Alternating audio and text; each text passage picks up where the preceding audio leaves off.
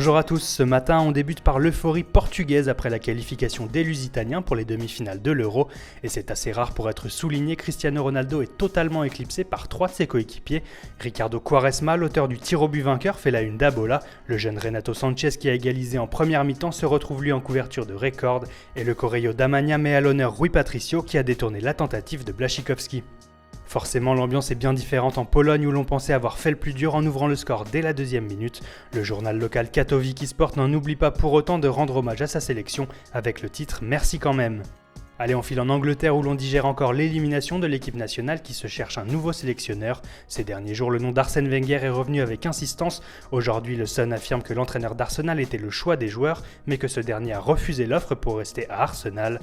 Alors la FA pourrait se rabattre sur Laurent Blanc ou Jürgen Klinsmann, qui serait particulièrement motivé à cette idée.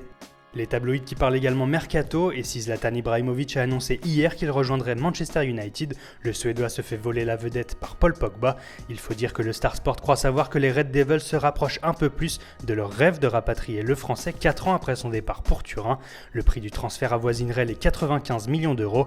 Pogba serait emballé à l'idée de travailler avec Mourinho et Manchester peut compter sur son agent Mino Raiola, qui est également celui d'Ibrahimovic et de Henrikh Mkhitaryan, attendu cette semaine à Manchester. La Juve devrait donc perdre Pogba mais pourrait se consoler en attirant N'Golo Kanté. L'international français plaît également au Real Madrid mais la vieille dame aurait la solution pour convaincre Leicester, ou plutôt Leicester aurait posé sa condition pour laisser filer son milieu de terrain en Italie. Une condition toute simple, le champion d'Angleterre souhaite récupérer Mario Lemina dans la transaction. Allez, on termine du côté du FC Séville qui vit des moments difficiles à cause du Paris Saint-Germain. Le champion de France va accueillir Hatem Ben Arfa, longtemps annoncé à Séville, et le PSG est bien décidé à s'offrir Grzegorz Krychowiak. Qu'à cela ne tienne, le club andalou n'a pas tardé à réagir et Séville compte officialiser l'arrivée du remplaçant du Polonais avant son départ. Il s'agirait de Roque Mesa de Las Palmas, le triple vainqueur de l'Europa League qui a même identifié son nouveau Ben Arfa, à savoir le Brésilien Ganso, ancien compère de Neymar à Santos.